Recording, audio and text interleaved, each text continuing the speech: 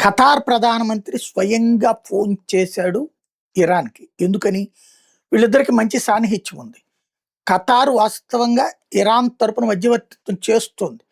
అమెరికాతో చేస్తుండగానే ఇన్సిడెంట్ చోటు చేసుకుంది. ఆ కోపమే ఖతార్ మీద చూపించారా? లేకపోతే ఖతార్‌లోనే అన్ని ఉగ్రవాద సంస్థల హెడ్ క్వార్టర్‌లు ఉంటాయి. లేకపోతే వీళ్ళ ఇజ్రాయెల్‌కి కూడా అక్కడే డీలింగ్స్ ఉంటాయి. అందుకని చేశారో తెలీదు గానీ ఖతార్ మీద ఎడతెరిపి లేని బాంబు దాడులు చేస్తున్నటువంటి నేపథ్యంలో ఖతార్ ప్రధానమంత్రి స్వయంగా ఇరాన్ విదేశాంగ మంత్రికి ఫోన్ చేశారు. చేసి ఏంటి పద్ధతి అంటే ఇంతవరకు మిగతా వాళ్ళందరూ ఖండిస్తున్నారు. సౌదీ అరేబియానో, దుబాయ్, బహ్రెయిన్ వీళ్ళందరూ కూడా పేపర్ స్టేట్మెంట్ ఇస్తున్నారు, ఖండిస్తున్నారు గానీ ఇరాన్‌కి నేరుగా ఫోన్ చేసి మాట్లాడాలనుకోలేదు.